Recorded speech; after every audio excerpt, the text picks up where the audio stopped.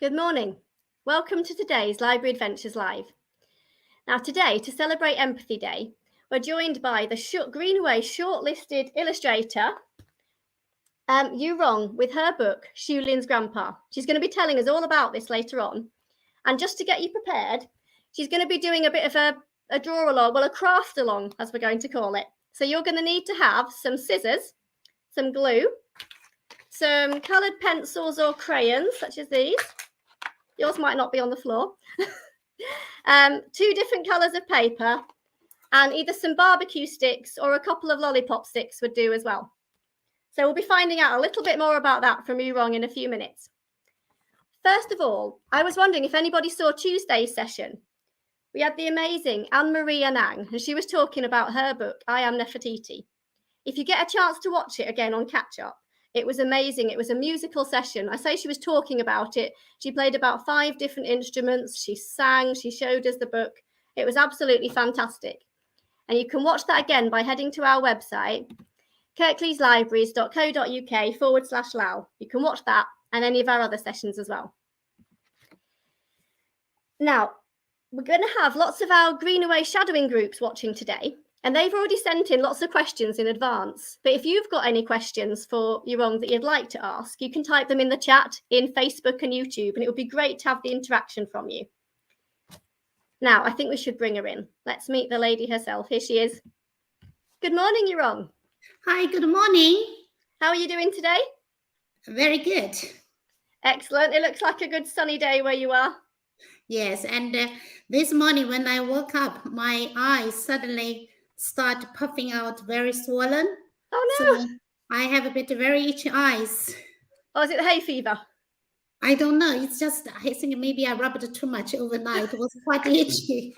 Well, you're looking very glamorous in your shades, so I think it's okay. Okay, thank you. Hopefully you'll feel better later. Now, before we get started, I was wondering if you could do a shout out to all our Greenaway groups. Would that be okay if I read through them? Yes.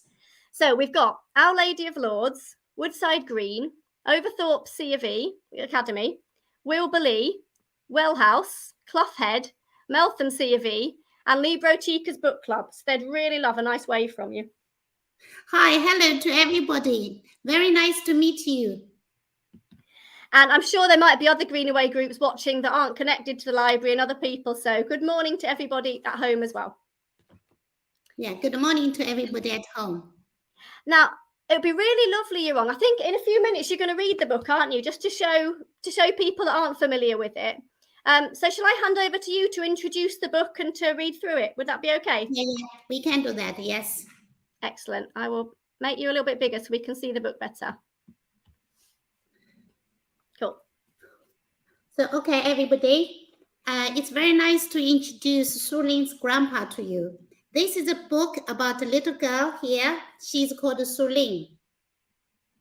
She came to England with her parents and joined the local school. So this is a story about her experience from the first day when she arrived at school and what happened. So let's find out what is the story about. And I'm going to read out the story for you. Sulin's grandpa.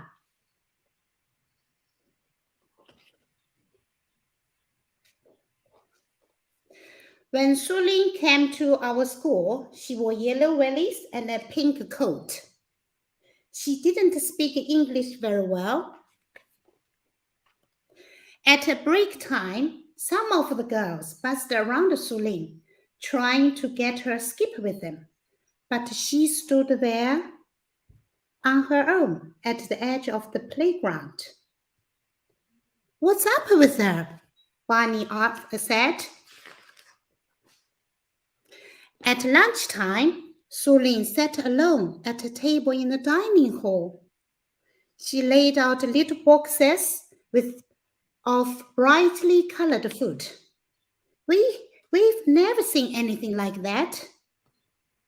"How can she eat that?" Barney said. On the way home, I remembered my first day a few years back when I had to stand at the front of Miss Becker's class. Let's make Dylan feel at home, he would said. But I didn't. Not at the start. Then one day, Miss Rogers said, Sulin's grandpa was coming into the school to show our class his paintings. What's the point if he can't even speak English? Bunny said. Here comes Sulin's grandpa. Sulin's grandpa sat down, opened his satchel, and passed his pictures around. So this is all Chinese painting on the scroll. We all sat in silence. Look what is coming up. So this is a Chinese painting. When you open it, you pull on the both sides. Here comes the painting. So this is a Chinese landscape ink painting. The wind smelled of wood, smoke, and mud. A silver moon rose in the sky. I stared into the eyes of a snarling dragon, surrounded by the flames and swirls of the white mist. I could feel the dragon's breath on my neck. Let's close the Chinese painting carefully. Oh, here, Sulin's grandpa watched us carefully, but he never even spoke. When it was time to leave, he just packed up his pictures, gave Sulin a goodbye kiss, and was gone. We helped Miss Rogers push back all our desks and placed the big sheets of white paper on the floor. Paintbrushes and ink were passed out so we could have a go at some pictures of our own. Let's see what they are doing. Here we go. Barney dipped his fingers into the water pot. Anything I tried ended up a mess of splotch. So look at the ink everywhere on their face. Sulin sat down next to us. She smiled and showed us how to hold the paintbrush properly, how to get smooth strokes for the dragon's scales. Yeah, this is Chinese brush. So you have to hold it like this. When we use the pen, we hold it like this. But Chinese brush, you have to hold it like this and straight. Thanks, I said, as we were putting our coat. Thanks very much. Sulin let out a little laugh. Welcome, she said. Even Barney smiled. Nice one, Sulin, he told her. That night, lying in bed, I closed my eyes and heard the wind chimes in the bamboo forest. I watched the thin smoke wisps melt into the stars, and somewhere, deep in the distance of my dream, I danced with dragons. The end. Oh, thank you. I want to give you a clap because I just love it. And we should say thank you to Matt Goodfellow as well for the wonderful words, because he wrote the words, didn't he? And they just fit beautifully with your pictures. It's kind of like one person's written the whole thing. They worked really well with him. It is a beautiful story, really. When I had the story in the first, I immediately fell in love with the story, because the story, there are two inspirations. Made me why I wanted to illustrate this story. One is Sulin's experience. It's very similar to mine. My mom was a headmaster for primary school and secondary school. So every year we had to move around with her. And every time when I joined a new school, I was quite a bit isolated, because teachers, they tried to look after me because I was new. But then the classmates, they got a bit jealous. Why you are looked after? So they try to isolate, keep a bit of distance. So every time it's quite difficult to make new friends. And another thing is about the Chinese painting. So I studied Chinese painting in China in the university. So I haven't used it for a while. So when I thought, oh, there's an opportunity, I can pick my brushes and the ink, everything. So I got very excited. So that's our two inspirations why I decided to do the beautiful book. Oh, fantastic. Well, I'm just thinking, actually, we've had a question from one of the questions will fit in now. You mentioned university. When did you get your degree? This is from Jack from Woodside Green. Oh, hi, Jack. That's a good question. So I had my art degree in China. There is a university called the Nanjing Teachers University, and I graduated from the art college. There, I studied many things. I studied Chinese painting. I studied graphic design. I studied sketch. So the whole package, basically, I learned all the different technique, even oil painting and the watercolor painting. And then I went to Royal College of Art in London. There, I studied under Sir Quentin Blake. Oh, wow. So that's one reason why I started to do children's books. That is a good story. Fantastic. For those of you watching, you'll probably recognise Quentin Blake's works from he illustrates most of Roald Dahl's books. That's his most famous ones. Yes. And he's now famous for working with Yurong. I think he was a really great inspiration. So I have a little story, if you allow me to tell everybody. Oh, so when I started Royal College of Art, actually I didn't know who he was, because at that time his books were not imported in China. So I didn't really know. So one day the secretary of the department called me in the afternoon. It was on 28th of May. 1998, so a long time ago. Yeah, so the secretary is called Liz. She phoned me. She said, Yurong, you better come to the department today. So I said, oh, I didn't plan to come. She said, you must come. I said, why? She said, there's good news for you. I said, please tell me the good news. Otherwise, I had to cycle nearly an hour come to the college. So she said, okay, you just cannot wait for the surprise. Okay, I tell you, you got a Quentin Blake's Narrative Illustration Award. Oh, wow. So I still didn't know how important it was. So, okay, I cycled in and then Quentin was there. So at that time, I still really didn't know. And he wrote on a white sheet, £1,000, because this award for the student, you can get £1,000 award. So I was very excited because for a student in 1998, £1,000 really helped me a lot living in London. So he said, okay, this is your check, but I will not forget to pay you into your bank. I was very happy, and he was such friendly, lovely person. Yeah. So after that, I said, oh, I better to get to know who he is. So I started to look at his books, and then I just blown away. And since then, every month when he came to the college, I always book the tutorial with him. So he is absolutely my great inspiration why I'm here doing picture books. Oh, fantastic. Well, do you know what? It's probably best you didn't know when you first met him, because you probably would have been a bundle of nerves. Yes, and the work I delivered to the award was just a very easy sketch. Yeah. And he said, you know, because nowadays so few students, they use a pencil to draw. He really appreciated very much. And he said, normally I have a problem to pick up which student could win the award. But he said, this year, I just look at your work. There's humor, there's love, and there's observation for everyday life. So that's why he picked up on my work. So I was very impressed. And it was a great encouragement for me to start to be an illustrator. Wow. Well, I don't think we can top that with other people's inspirations for getting started. That's quite impressive. I wonder, would you like to show us in a bit more detail about how you create some of the images in your books? Yes, of course.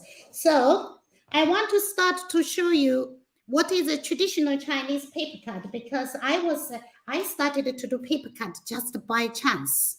I didn't plan it. So I started to practice. Okay. So when I started Royal College of Art, the teacher said, find a special way, a way where you come from to introduce yourself. And I thought, okay, China, we have different forms to introduce ourselves, like maybe embroidery, silk, or tea, and of course, paper cut. So I then said, okay, let's try paper cut. So this is traditional paper cut. So if I take it out, can you see it? Yeah. So it's very, very delicate, and it's always one colored. So this is a rabbit. Oh, my son's born in the year of the rabbit. Oh, yeah. So this is a book about the 12 animals of Chinese zodiac. So this is slightly different. This one has a bit of color. So if I put it here, you can see better. Yeah. So this is a very traditional paper cut. And I want to also show all of you this paper cut. So this is a giant panda. And in there, look, we have, this is also paper cut. So if I take it out, the paper is very, very thin. It's Chinese rice paper. Oh, wow. That's beautiful. It's really beautiful. I imagine the thin paper is probably quite hard to cut, isn't it? No. This is a special. This is what is about Chinese paper is magical. Chinese paper is very thin. It's called rice paper. It's very, very thin. We have different colors. When you cut it, although you think it's very fragile, it's not. It's very tough because it's designed for Chinese painting. So you need to put water, ink on it, and the paper stays there. So it is a very good paper to use. So this is a traditional Chinese paper cut. So what I did is I started to do one color tone paper cut. So this is I use the blue Chinese rice paper. So all inside, this is a paper cut.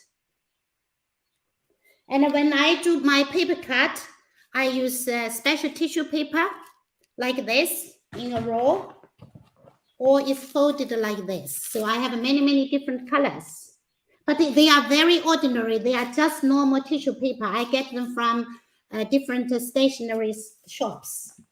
And then I put the sheet of paper on a white paper, and I use scissors sometimes, so little scissors, or sometimes scalpels, cut the figures out. So on this one, you can see, oh, sorry, it's like this. It's the soldiers on the horse. They are very, very tiny. So if I put a pencil here, you can see how tiny they are. You've got a very steady hand. Yeah. And so this is all like, this is, I cut the blue out. So this is like figures I cut out. And here the figures, I cut a head shape and I draw inside. Oh, sorry, this here. And here I cut leaves. So these are all different leaves I cut and then I put on the tree. Right. And this is like I cut the Chinese characters. So I always put a tissue paper on the background and I try to cut it. All right. And so this is what I do with a paper cut. And in Su Ling's grandpa book, I used the special Chinese painting. So here, this is all Chinese painting material.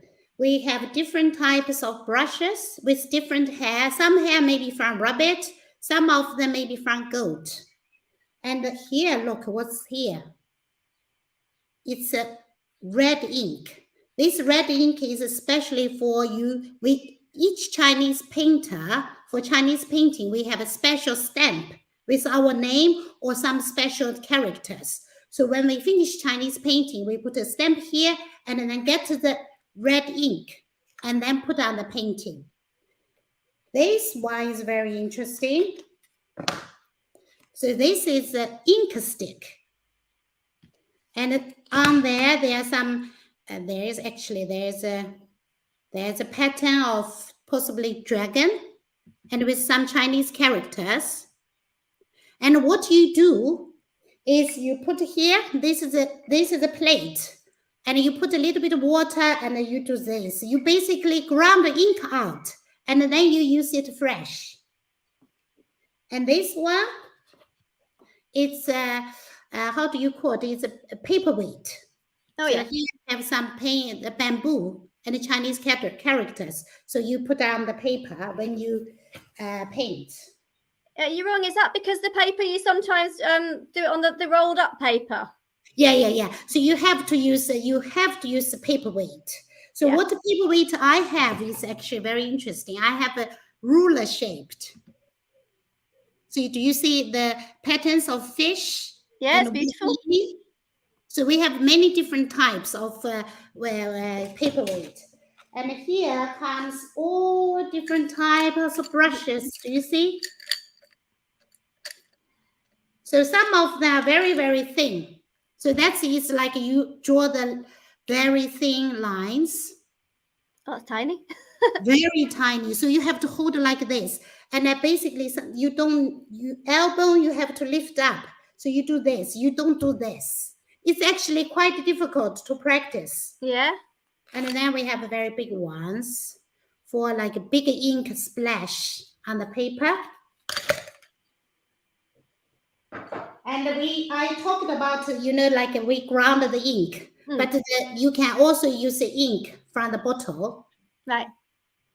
And you have to guess, Olivia, what is this for? Is it a brush stand for sort of leaning the brushes on? Yeah. So this is a stand when you have the brush. So you do like this. Hey. This is a pattern of a dragon. And okay, last one. What is this one?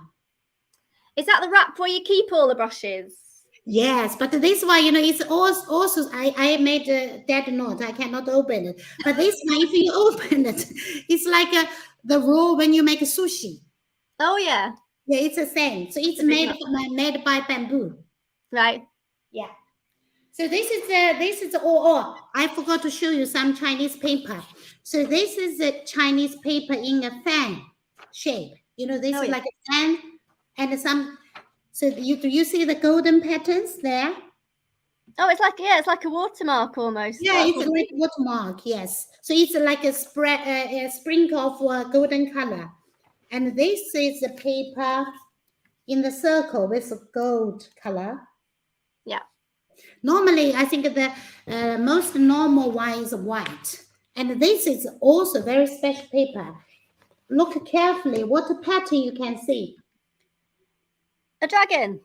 Yeah, it's a dragon. So I choose today I choose special patterns about the dragon to show you. So this one is for calligraphy. So in Chinese, we write like this, traditionally. So we write from the top to the bottom, and we write from right to the left. So this is all the Chinese material I use, and I was very happy to pick up all of the papers. I have, over the years, I stored so many materials. So for this book, I was very happy to use them again. Excellent. And it all looks very, very beautiful. I imagine the process of doing the painting is quite mindful. You've got to grind the ink and pick up the beautiful ink block, and it's nice and slow. I would say it's almost like a meditation. Yeah. So if you are in rush, you cannot do Chinese painting. Chinese painting, like this one, some of the ink, how they come to the paper, it's really like you said, it's a mindset. When you dip your brush into the ink, you dip your brush into the water as well. So then when you paint it, look, here is darker, here is lighter. And if you lift a little bit, then this part, you don't get any color. So it's all, how do you think about use a little bit, like a Kung Fu Panda says, chi. So it's a little bit like a chi. How do you do it? It's actually really almost like a hand dance or brush dance, a kind of meditation. It's very peaceful and beautiful. Yeah, I love that. Now, I'd love to see a bit more about how to create the actual characters. I know you've got all sorts of characters in the book that you're going to show us later, but were you going to focus on Shulin first? Or Yes, let's have a look at Shulin. So the first page, this page, when Sulin come to our school, actually the background is our village school where my 3 children they studied there. So here we see Sulin's back, and I want to do a picture of Sulin face us. So I just introduce you how do I do that. Okay, so first I design the character of Sulin. So this is Sulin. And then I choose the color. What Sulin is going to wear, the coat, the Wellington boots, and the trousers and lunch boxes. And once I decided the color, so I put the tissue paper on the top of the color, and I cut them out. So this is what Sulin's coat already cut out. So once I cut out, what I do is watch carefully. So I take Sulin's coat out, so it's very thin tissue paper, and I put on here. So I prepared the Sulin here.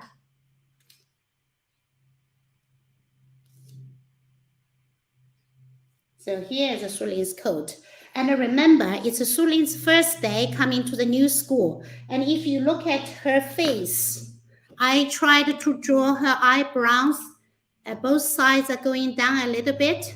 So she is a little bit afraid because she doesn't know whether she's going to have friends, whether she is welcomed, what is going on. She's a bit unsure. And I think she's also a little bit timid.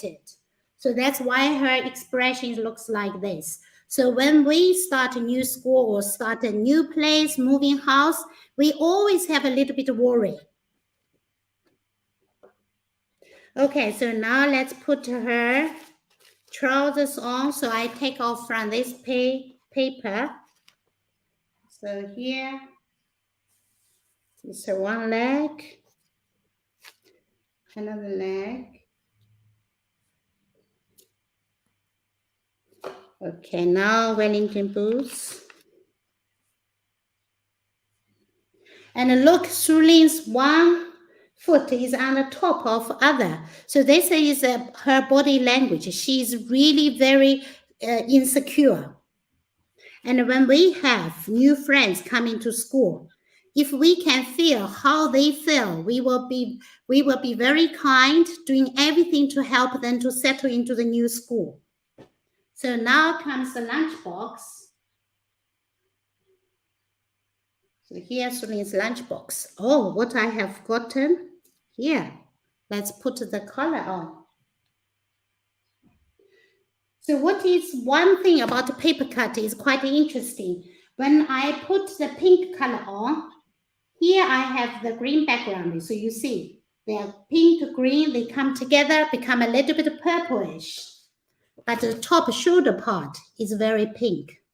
So this is our little Sulin coming to the new school. We all want to look after her, make her comfortable. That's great. It's good to see how with each layer she sort of comes to life a bit more. Yes, yeah. You really have to plan ahead when you're doing paper cuts, don't you? Yeah, so you really have to draw the character, and you have to design on the I always use this kind of the very thin tissue paper. So you design where you put the schooling, where you put the parents, where you put the school. And then once you laid the sketch, and then you have to think about what Sulin's papa's trousers color is, or what is her classmates' backpack is. So sometimes I think like being an illustrator is almost like a magician. You can create different people. Like today, I want to give her a butterfly headband, or tomorrow I give her different colors of shoes. So you can decide. It's very, very nice imagination. You create your own world. Yeah, and you talked about how you made her eyebrows come down a little bit to show that she was a bit sad and apprehensive, and you can manage to convey all sorts of different emotions that make you empathize with the characters and feel for them. Just quite simple pictures. Yes. So if we look at the back side, Yeah. so this is the page where grandpa coming. So it's this one. And at that time, Sulin's face expression changed a little bit. Can you see? She's more comfortable and a bit more cheerful. Why? Because I think it's a time for her to show where she comes from. So it's like, oh, I want to show Chinese painting. This is my background. This is what I can share with all of you. So it's almost another introduction for Sulin herself. So at that time, Sulin is very comfortable and a little bit proud, maybe. So in this picture, here is a classroom. So we have all sorts of so many different children. And I picked a few here. I already prepared. I just want to show you. If I do paper cut, what I do. So here is Barney's purple t-shirt. So I cut the shape out. And here is Barney sitting in front. So I put on. So here you can see. That's how do I do my illustration. And here, another girl. So that's her light purple uniform. So I put it on. So it's almost her dress. And you can see in the classroom, children, they have very different hairstyles. So Dylan maybe a little bit red ginger color, Barney brown, and here this little girl, she has a black plaits coming out of the hijab. Here a bit of curly hair, and here blaze with all different colors of beads. It's very beautiful hairstyle. So in this classroom, I want to show there is diversity and all the children come from different backgrounds. Everybody brings treasure to share in the classroom. It's almost like a little big world in the classroom. I love that. It would be nice to think that each of those children in the book might maybe bring somebody in from their life that could share something from their heritage with the class. Yeah, that would be very nice. When I designed this book, so there are different pages to show the classroom, and each child actually, if you look from the beginning to the end, they take different toys, maybe from their country, from their different culture. It's from the beginning to the end. And here, oh, sorry, I forgot to put Miss Rogers' fan on. So here. Yurong, can I just ask a technical question? They seem to stick on really easily. It looks very satisfying. What kind of glue do you use to stick them on? I have been waiting for this question. It's like magic. They're just appearing. Yeah, I know. But this is I didn't want to show it because it's a kind of chemical. It's not for children to use. All right. It's a kind of spray. So there are different sprays, like you can spray mount your painting. Some spray you can remove. You spray it, you put it here, it's not right. I put the other one. So I use the removable spray. But that spray, like when I spray if I choose, like I use a light green, so I cut a piece out. So I spray all, but normally I spray outside because it's a chemical. So it's better you don't breathe it. And if you want to use glue, you can. But if you use glue, once you put on the page, you cannot move anymore. But with that spray, it's very interesting. You almost like I play a stage. Like I can move Sulin here to there, and then you find the best place for her. Then you start to draw her face. So it is very playful. It looks good fun. We had something, I'm not sure if it's something that you have in China or not, but we had something when I was growing up called fuzzy felt. And you have a background of a felt picture and little tiny pictures made out of felt, and you'd have little people and little clothes, and you put them on and take them off and move around. It's very similar to that. So it's always, I always feel like it's almost like you have a play, and these are little figures you can play around where you want to put them. Yeah, it's really fun. It looks. I think that helps you just get them in the right place and just get everything, the expressions just right, doesn't it? Yes, yes. So you have a chance, like if you didn't do it right, if I use, let's say, if I Chinese painting, once a brush stroke on, it's done. You cannot change anymore. But with paper cut, you can play around. You can. That's fantastic. Now I'm just thinking, in a few minutes, we'd love for you to show us something that we can have a go at making at home. I'm just wondering, shall we have a couple of questions now? Yeah, we can. If you have questions, I'm waiting for interesting questions. Now, some of these questions you've covered a little bit already. So from Meltham C of E, we've got Ronan, and he asks if your artistic style is always based on Chinese art forms such as paper cutting and brush painting. And Alina from Libro Chica's book club wants to know about some of your other books as well. Okay, so very, very interesting questions. So, okay, Chinese painting I learned when I was in the university in China. So I did my BA degree. But I think I used once for a book called a Track of Panda. It's about the panda book. So I used Chinese brush painting. But otherwise, I haven't used until this book. I did a Chinese painting.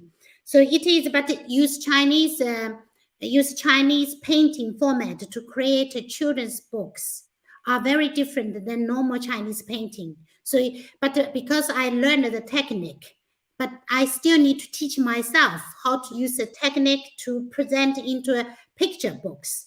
And paper cut, I just said in the beginning, paper cut is just by accident. So when I had to introduce myself, something is a character where I come from. Because I had read the paper, I thought, okay, let's do the Chinese painting like this. And when I did the Chinese painting, the publisher and the tutors and in the department, they all loved it because something new they haven't seen.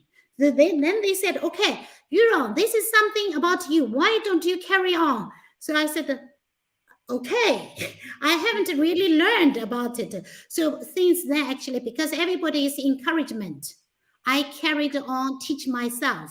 And the paper cut actually is very, very difficult because it's a flat. And if you want to, let's say, Suling is a bit like insecure to come into school. Use paper cut, you cannot. So over the years, I tried to develop a combination of paper cut and a pencil drawing and some of color pencil drawing. So I think I have practiced over 20 years. So now I can see paper cut, papers, scissors, scalpels, they all become part of me. We are good friends. But in the beginning, we are fighting. Oh, you are not helping me. I cannot do it. What you are doing there? We really fight. But now, after 20 years, practice, we're really good friends. So I now, if I do something, when I sit in front of my desk, look at my paper and the pencil and the scissors, I almost feel they are calling me, come on, let's make some games, let's have some fun. So this is really a pleasure when after practice, how you make friends with the tools you work with. That's lovely. And I'm not sure I've seen it done before with the paper cut, with the drawing over the top. I think you've done something that I've not seen before, and it works really well. Yeah, it works really well, but it needs time. You have to practice. At the end, you always get something splendid. So we had the extra question from Alina as well about. Oh yes. She'd like to know about our other books, and Ibrahim also asks, how many books have you illustrated? Okay, so of the how many books? I don't know. Maybe maybe around 15 or over 20. But my books, they're all published, I think, over 20 different languages. Right. So it's really very, sometimes I'm very proud of myself, so I can share my books all around the world. So you feel like you are communicating with different readers from all over the country. So making me very happy to continue to do this book. So another question. So I just take up, I have few English books, but I'm just showing some Chinese books, which is used like typical Chinese paper cut. This is a book called Lost Child. So this title is a Chinese character. This is a paper cut. So I just want to show you how can you use paper cut as a friend. So this book is quite special because if you look at this character, this is one part of the character, and I turned it into a scooter. So the little girl uses scooter going out to explore the world on her own. And then she ended up, she disappeared in the horizon. So she disappeared. Then she discovered somewhere magical. Let's have a look what happened. She met a rainbow clown on the stage. So she entered a rainbow stage. And what happened? Let's see.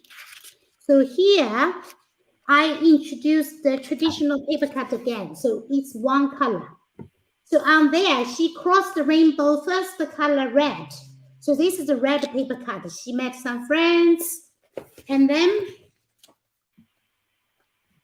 so after red is orange, she met a lion. They rolled together on the top of the mountain.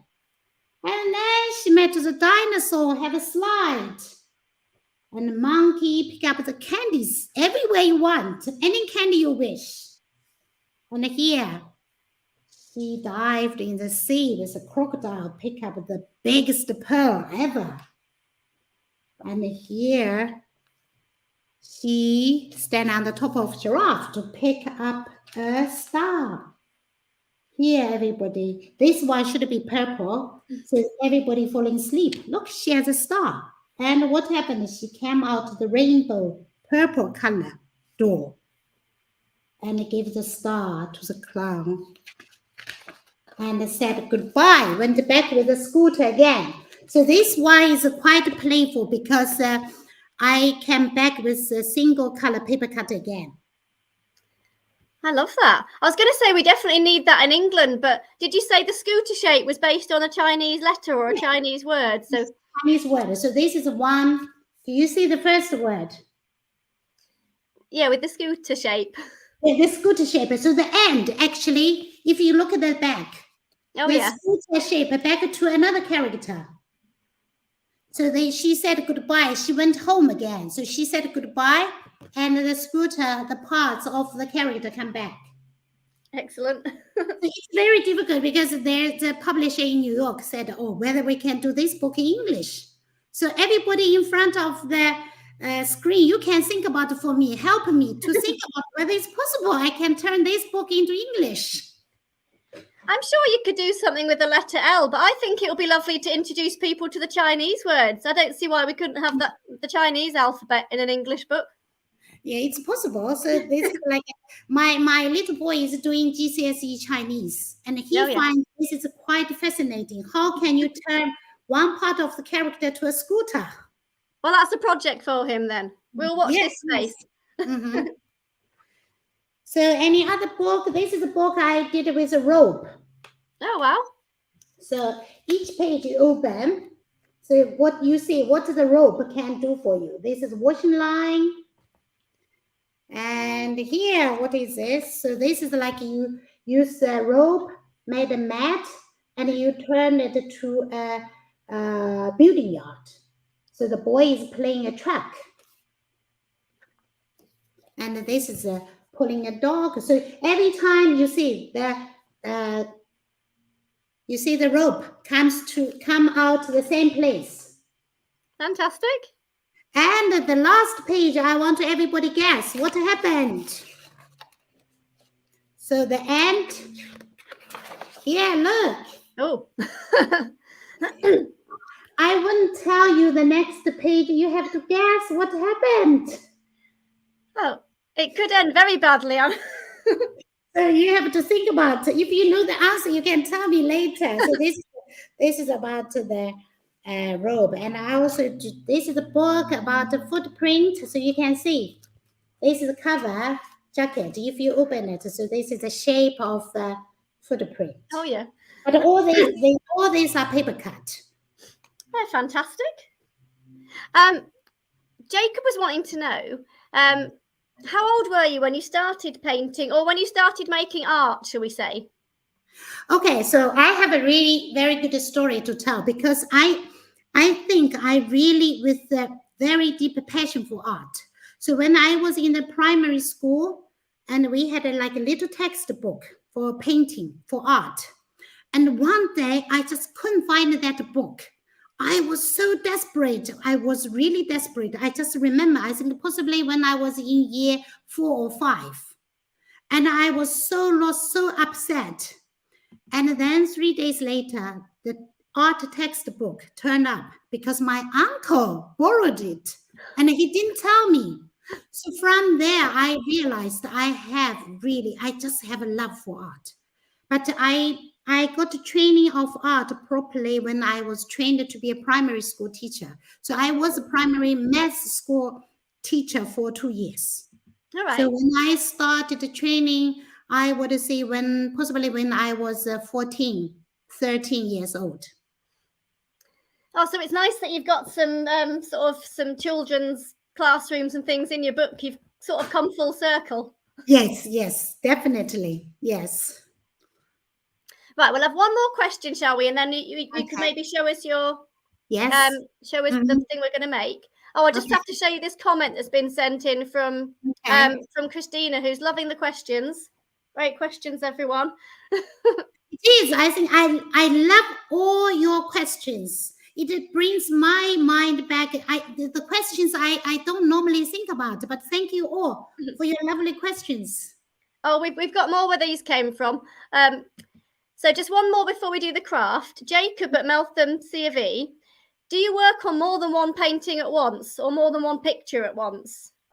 That's really good question, because once I asked Quentin Blake, I said, when you do books, do you do 1, 2, or 3 books together, or you just do one? He said, every time I only do one. So I finish this one, then I start next. But this question is why I said it's a very good question, because during the lockdown, I had more time to work. I didn't need to take children to different activities, to schools. So I actually worked out, I do 2 books together. So to answer that question, I can tell you, sometimes maybe I do a picture, I don't draw the face. At the same time, because if I use the same color, like a blue shirt, for the same character, so I do maybe 1, 2, 3 together. So I can cut the shape of the same color. It's more efficient.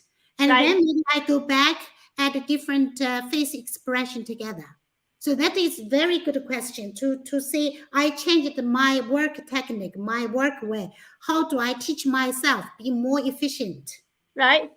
That's a good answer. I like that. Now, I think it's time that everyone joined in a bit. We've got about, do you think you could make a dragon in about 5 minutes? Is that a possibility? We can always try. Let's have a go. Okay, so. Oh, can I just say, sorry to interrupt. This might be a little bit of a speedy demonstration. So if you're watching this on catch up, you can always pause it and do all the bits you need to do and then press play again so you can make it in your own time. Right, okay. Over to you. Let me introduce the dragon. So the dragon is, Chinese dragon is very different to dragons here. Chinese dragons, they don't have wings. And the Chinese dragons, they can fly, but they fly with clouds. And the Chinese dragons, normally, we have a sea dragon king deep in the sea, and we have a sky dragon king. They live up above the clouds. So this is a dragon. So this is traditional Chinese dragon. So did I put it right? So, okay, this is the way. So this is a Chinese dragon chasing a hot ball. So you can see the flames around. So Chinese dragon is always much longer than dragons here. And you see, he actually is riding on the clouds. So this is paper cut dragon. And here, look, do you see? This is another dragon. The dragon is very long, and the dragon is always riding on the clouds. So here you see the little clouds. And here I have another dragon to show you. So this is like almost like a dragon boat. You can put the things in. It's like a carrying bag. And today what we are going to do is we are going to make the dragon puppet. So what we needed to do is I have prepared, so if I put this one here, so I have prepared one strip of the yellow paper, and then here on the orange paper, so if you let me see whether the dragon will stay here. Yeah. So here I draw the dragon head. I already cut out because this takes too long. And then there's dragon tail here. So if I cut now, let me find my scissors. So this is my scissors. If I cut it now, if you have all the materials ready, you can cut the strip of the body, and then you can draw the dragon head, whatever you want. And then, of course, we also needed to give him a tail, which I'm cutting. You know, when I do the paper cut, I hear the sound, scissors cutting through the paper, making me very happy. So here, this is a tail. And if once they're ready, you can use a color pencil, color pen. So I just get a black one. So you can draw out the eye and some scales, like the one Sulin did in the Sulin's grandpa book, going around for his nose. I will show you in a minute. So here is a dragon head, and then this is a tail. So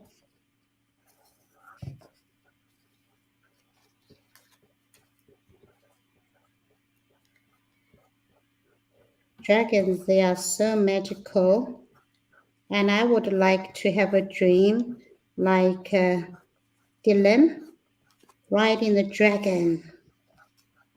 Okay, so here is a tail. So what you needed to do the end is you fold this paper, the body, like a concertina.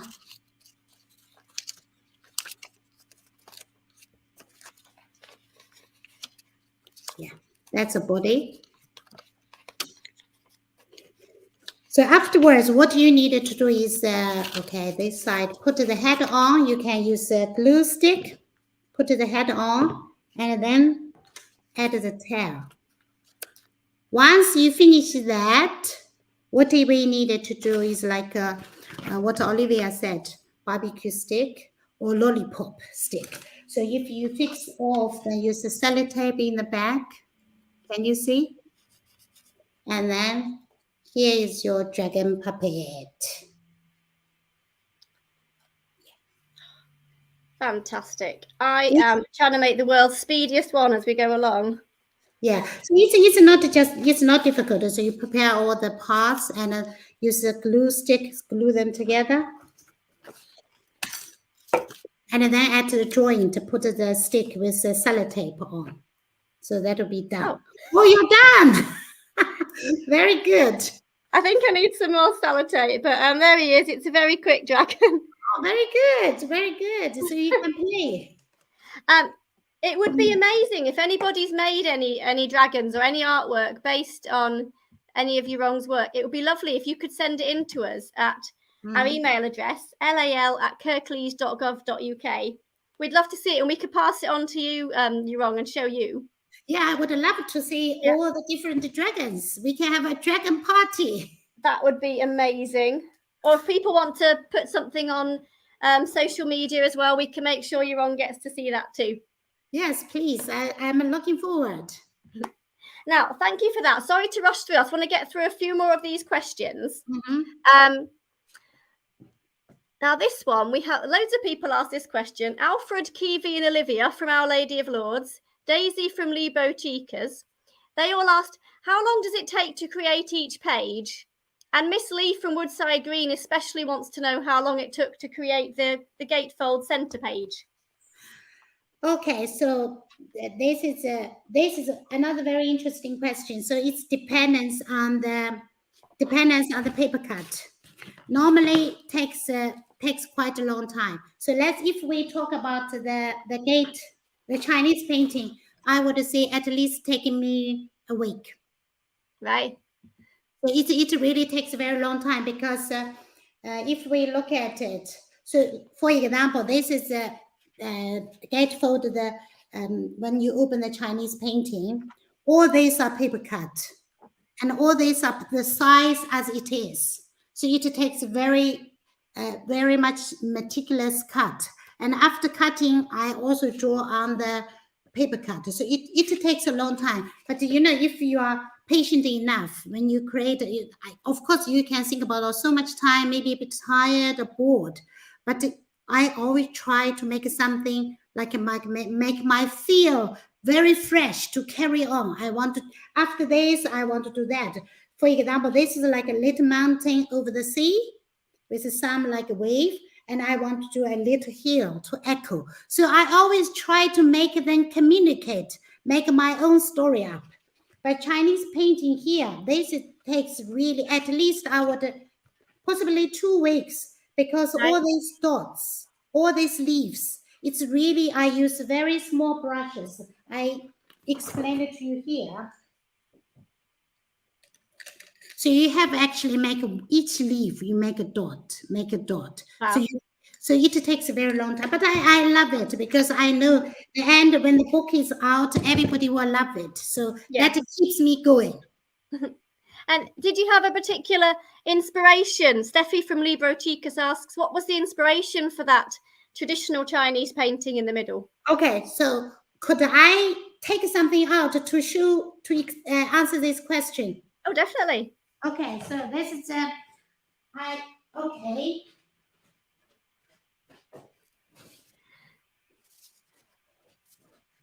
So here, this is the answer to the question.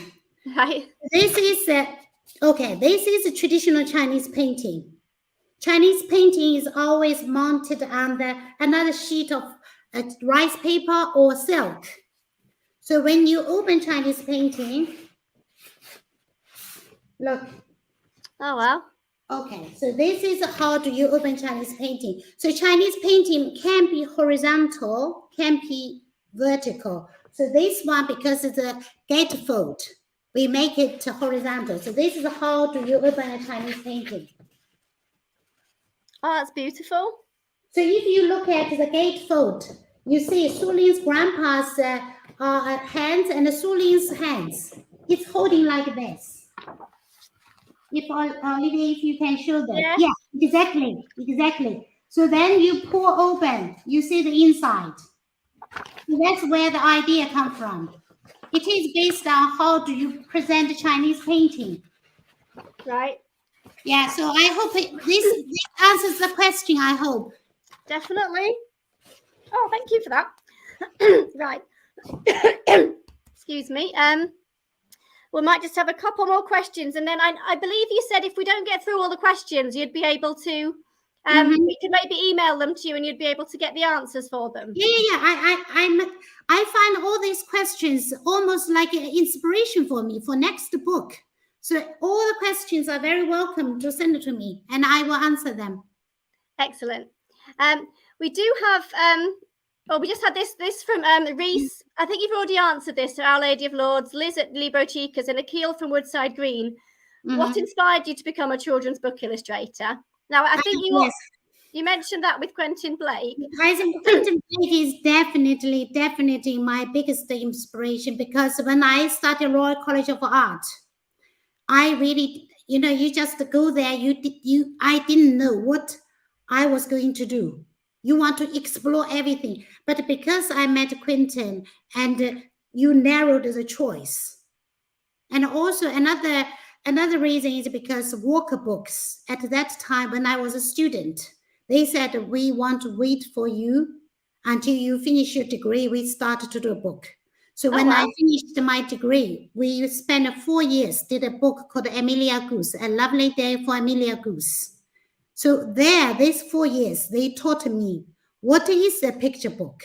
How do you create a picture book? And another reason I think I'm so passionate.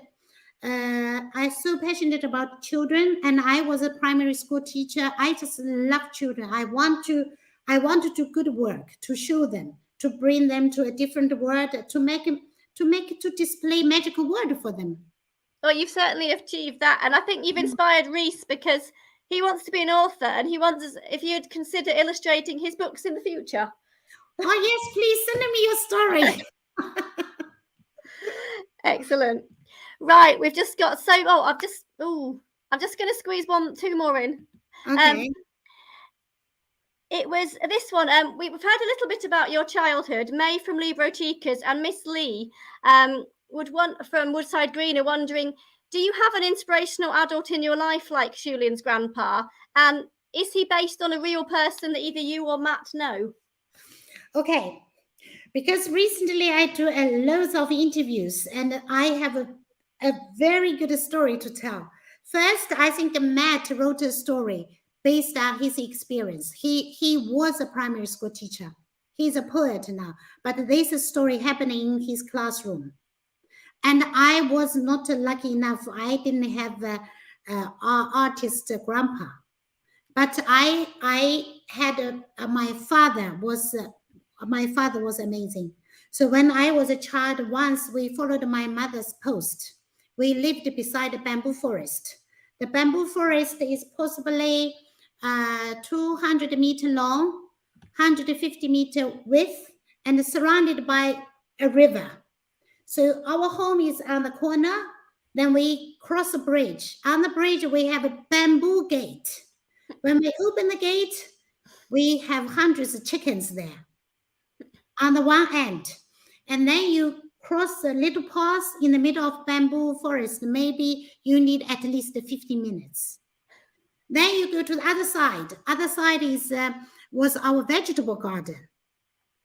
Oh, it's so beautiful. And let me see whether I can quickly find you this to show you. So my father, he inspired me to enjoy nature, to love nature, to get all the ideas, creative ideas, inspiration from nature. And he was very successful. So why I can do picture books for children is because I had a wonderful, rich childhood. I know when I was a child, what I would love to do. And my father got me all the pets you can imagine. Rabbits, dogs, cats, ducks, chicken, or goats. That's all very normal. I also had a big pig. But my daddy once got me a beaver. And he built a little swimming pool for the beaver. So my father is incredible. And that's why I had such lovely treasure full of inspiration for my work to give to children. So here, this is the bamboo forest. Oh, lovely. And I want to show this one too. Let me see whether I can find this one. In the bamboo forest, so here, bamboo forest, we have so many birds. And this one you must see. We are so afraid of snakes. Oh, snakes. I think this is snake mommy to protect the nest. But we didn't know. So we really, absolutely, I had a very interesting childhood. And that made me like I almost have a treasure port. All my memories there. When I do books, I can take them out. That's a fantastic way of looking at it. I love that. What have we got to look forward to? Are you illustrating anything at the moment? That's what Jack from Woodside Green asks. Yes, I have quite a few books doing. So it's related to, we had a question, so do you do one picture or different pictures together? So I'm doing, just finished a book called Have You Seen the Magpie? Beautiful. So this is also the paper cut, yeah? But here I want to tell you a little bit. Do you see the magpie? This is a iridescent magpie in the story. So I use different colors. I didn't use paper, watercolor. So it's a paper cut. I cut different shapes, different colors, put on one paper, and I splash water. Do you see? Right. Yeah, so you can see different colors. They just try to merge together. And of course, the color goes with the background color. You cannot expect it. It's always surprise. So this is a book about magpie going through a very old, 900 years old Chinese, very famous painting. So this is the painting. And the magpie is going to get into the painting. And this one is very fun. This one is about, I don't know whether you know, I think we have some TV about Monkey King. And I think in the 70s here, there's a TV series about Monkey King and a piggy. So this is, I use a comic style to make the Monkey King. And do you see here? So the Monkey King, like he has magic power. So here is like, his eyes is almost like an X-ray. Yeah. This is called, this girl is called a skeleton monster. But she pretends is like just a beautiful girl, but the Monkey King can X-ray through. So you can see it's a skeleton monster. And here he can be 3 heads. He has different powers here. So here, 3 heads. And another book, just quickly show you is, these are amazing. So do you see all these kites? Yeah. So all these are paper cut, except for the face and the hair. Sometimes a little bit of hands, because I needed to show the expression. So like today, we talk about the Sympathy Day. How do we welcome Sulin, because she was not sure, and everybody, how to be friendly to welcome new friends. So in that, to express the face expression, I have to use pencil. Fantastic. Well, we definitely need to see everybody's artwork based on today's session. Yes, please. Just before we let you go and take a deep breath, this is a question that we always like to ask, and Poppy from Libro Chicas has requested it today. The question is, if you were a biscuit, what type would you be and why? And in Poppy's words, what's your favourite biscuit, babe? I don't eat a biscuit. Okay. If I really want to have a biscuit, I would say I go for coconut. Excellent. Any particular brand? Any particular kind? Just any coconut biscuit? Any. Excellent. You can come to my house, because when we get a selection box of chocolates, we always have the coconut ones left. So you can come round and we'll be a perfect match. Okay, I will. Brilliant. It was amazing speech. We've still got some questions, so I'm going to talk to you after everybody's gone later on, and we'll get the answers sent out so everybody can have the answers to their questions. Okay, yeah. So I'll say goodbye to now, and thank you so much. It's been amazing. So should I say goodbye to everybody? Yeah, if you say goodbye to everyone, and then I'll just finish up. Okay, everybody, it's although I cannot see you, but I love your questions, and I know you are there watching me. So nice to meet you all, and please send me any question you want to ask, and I will answer you. And also send me the dragon puppet. Anything you want to show me, please do. Excellent. Right, thank you, Yurong. Hopefully we'll see you back with one of your next books. See you later. Bye. Right. Oh, I know we've overrun loads, but I just couldn't help myself. There were so many interesting questions. I'll just finish up by saying that next Tuesday, we've got a different grandpa. We've got Tara L. Gear with her book, Just Like Grandpa Jazz. So if you've got any questions for Tara, you can email them to us at lal@kirklees.gov.uk, or you can type them in on the day, as you usually would. And as it's Empathy Day, if you'd like to find any other books, Shuling's Grandpa is a beautiful one to read together. You can also go to our website, kirkleyslibraries.co.uk/lal. And on our Overdrive and Libby online apps, we've got curated collections of all sorts of different empathy-based books. And you could also visit empathylab.uk, and they've got loads of different activities and book suggestions there. Right, I'd really better go because you will all be needing your lunch. Right, we'll see you next week. See you later, everyone. Bye.